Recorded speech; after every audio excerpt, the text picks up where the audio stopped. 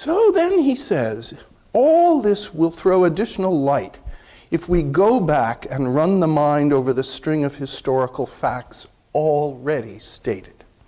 Several things will now appear less dark and mysterious than they did when they were transpiring. The people were to be left perfectly free, subject only to the Constitution. What the Constitution had to do with it, outsiders could not then see. Plainly enough now, it was an exactly fitted niche. In other words, an opening, what we would call really an opening, an opportunity, maybe narrow but significant. Plainly enough now, it was an exactly fitted niche, and this keeps up the idea of machinery and building a house as well, for the Dred Scott decision to afterwards come in and declare the perfect freedom of the people to be just no freedom at all. Then a little farther down, he suggests that various political actions were calculated for certain results. Why was the court decision held up? Why even a senator's individual opinion withheld till after the presidential election? Now, do we have instances today where things like presidential elections affect things like the courts? Yes, we certainly do. It hasn't stopped. So when Barack Obama nominated Merrick Garland for the court, what happened? Nothing happened, because the Republican majority said, what is going to happen within 8 or 9 months? An election, a presidential election. And we know Barack Obama is not going to be president any longer because he's near the end of his second term. So we're just not going to act on it. So this nomination was made, and nothing happened. The Senate did not act on it at all. The man was nominated. He was introduced, as I recall, in the Rose Garden or outside the White House.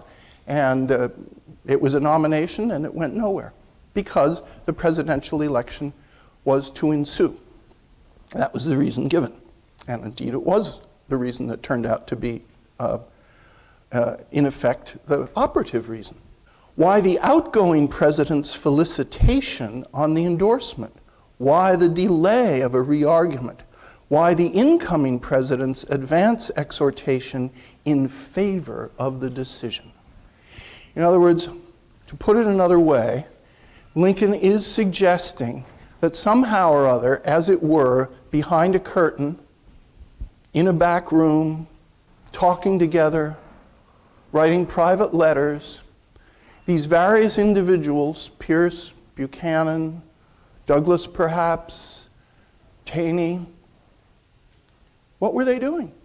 They were in effect communicating with one another about how to get a result that now, Lincoln says, seems almost certain. Now he does something which is very prudent. And it's wise that he does it. Because what has he, in effect, just done to the characters of these individuals? What has he suggested about their actions? He's suggesting they're not ethical. Yeah, that's true, I think. Or he's suggesting they're not really being above board anyway. Right. They're not really letting us know what the big plan is. Right. They're conspiracy. Really.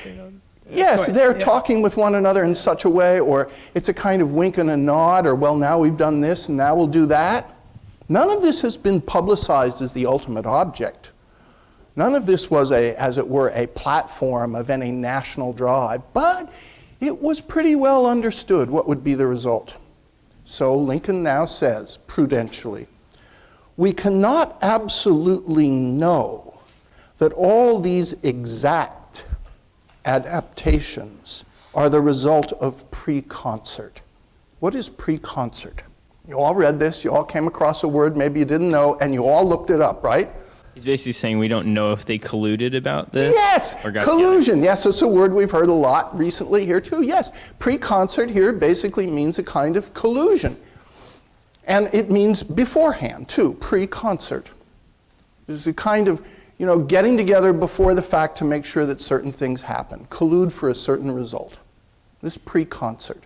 Concert means to work with, And pre-concert means doing it all more or less from a certain beginning. So he says, can we know? And now we're back to what we talked about last time in part, the whole issue of probability. These are the appearances. So what is the probability that this is what they did? And Lincoln is suggesting the probability is very high. He admits we cannot know for sure. First of all, would any of these individuals about whom he is speaking admit that this was the design? No, almost certainly not. Why wouldn't they admit it? Why would it be bad for their cause to admit it? Why didn't they just stand up and say it?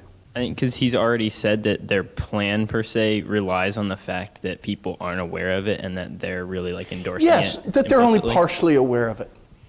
That this is something which, if you said very explicitly what it was ultimately aimed to do, you would rouse opposition to it in some quarters.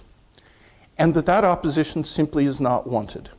Much better to build the house slowly and then all of a sudden say, it's done, it's for sale, rather than build it halfway and say, this is its purpose, and have someone come in and say, we need a building inspector.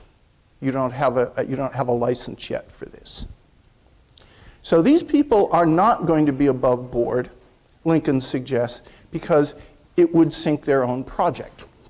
But when we see a lot of framed timbers, different portions of which we know to have been gotten out at different times and places by different workmen, Stephen, Franklin, Roger, and James, for instance, and when we see these timbers joined together and see they exactly, that's not the only time he's used the word exact, he used it earlier. In other words, these things really fit together very nicely. Exactly make the frame of a house or a mill, all the tenons and mortises exactly fitting. You know what a tenon and mortise is? I'm tempted to say shut the cameras off because look the words up when you come across them. Improve your vocabulary. I'm going to talk about what Lincoln did with his young life in a few minutes.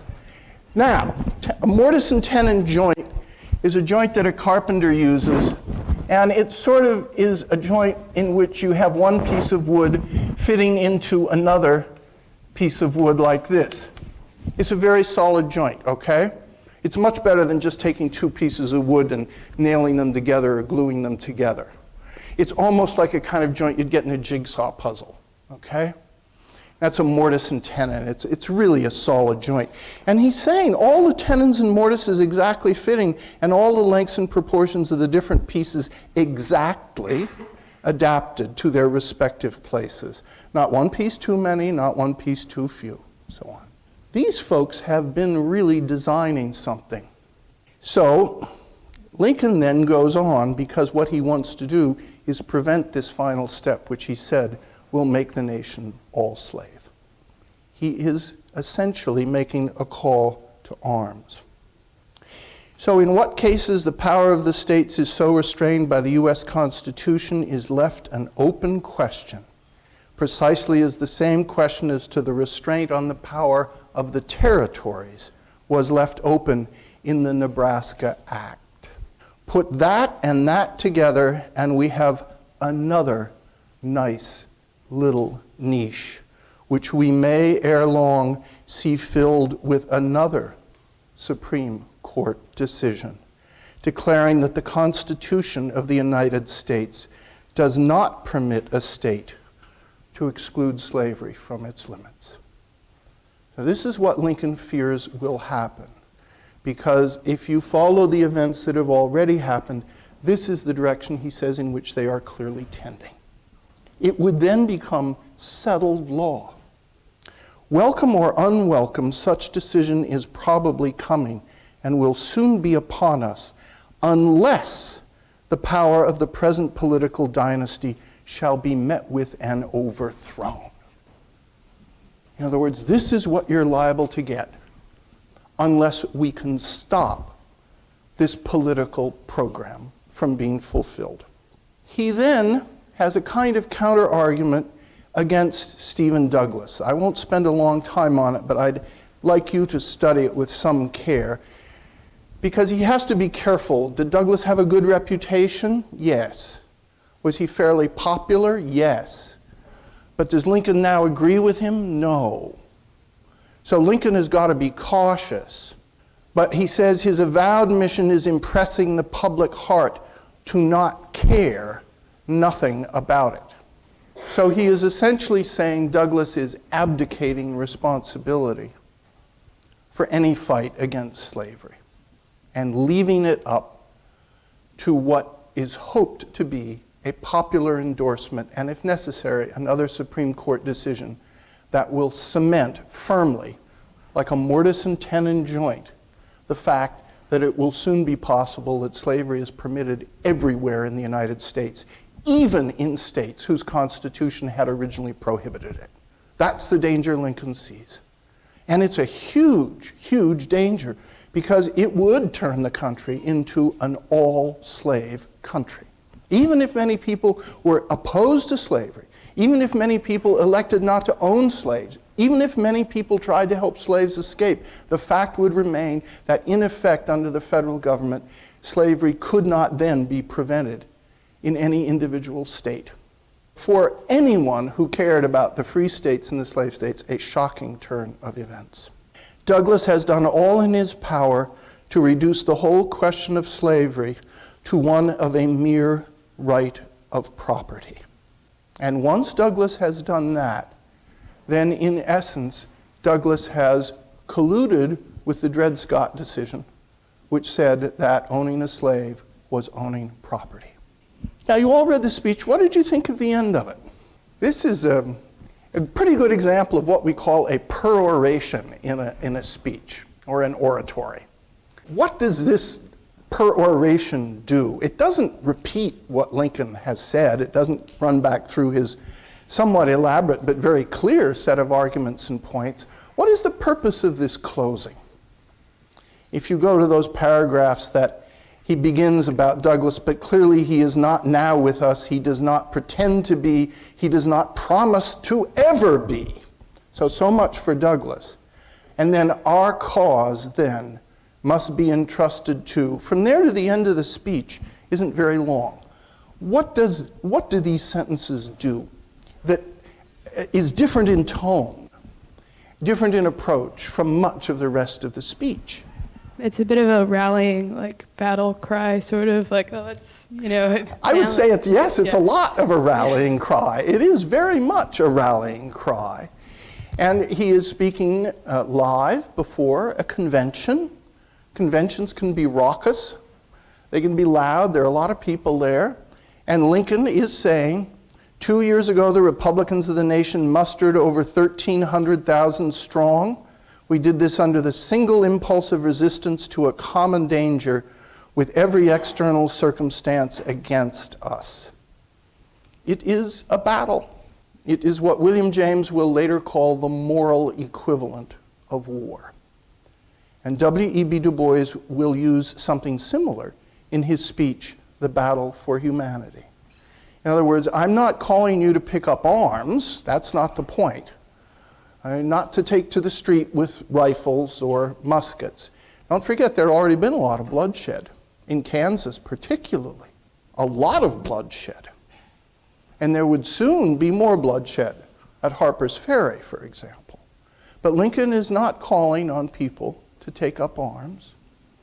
Instead, he's calling on them to energize themselves politically. Of strange, discordant, and even hostile elements we gathered from the four winds and formed and fought the battle through. In other words, even his own party has elements that are hostile to one another within it.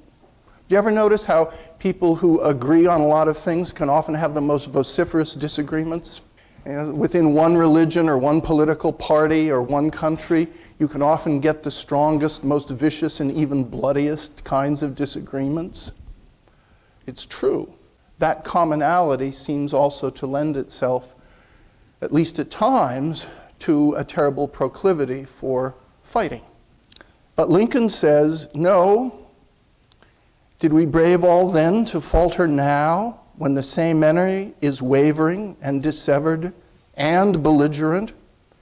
And then this simple statement, The result is not doubtful. Now, he just gave a whole speech in which he basically said the result is doubtful. So why now does he say this? Why would he say that? The result is not doubtful. What is the effort made here? How would you characterize it? You know things might not work out, but you get up in front of a group of people and you say, the result is not doubtful. We shall not fail. Why say that? He's trying to inspire them, because if a leader can't believe in the cause, then it's less hope for the rest of them. Yes, I think that's very well said. He's trying to inspire them. And when you inspire people, when you get them to come along, does it make your cause more likely to succeed or less? More, of course. There is, in a lot of rhetoric, a kind of self-actualization.